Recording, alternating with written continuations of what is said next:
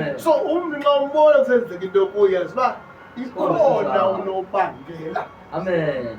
Amen. Amen. So unobangela abaninzi abenze ngayo ngoku bavuswa ziikhefi ziziqalekiso. Amen.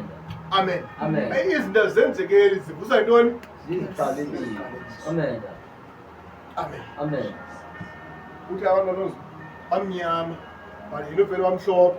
Amen. Amen. Amen. Uyise kamhlopanga, umnina kamhlopanga. Amen. Kanti igazi lomnye wayemhlophe livuke ngaye ngantoni? Ngesiqalekiso. Amen.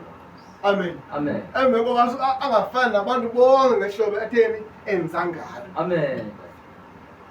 Haleluya. Amen. Hallelujah. Khona imfoka ebexabana nomfo phaa emsebenzini. Bethukana phaa.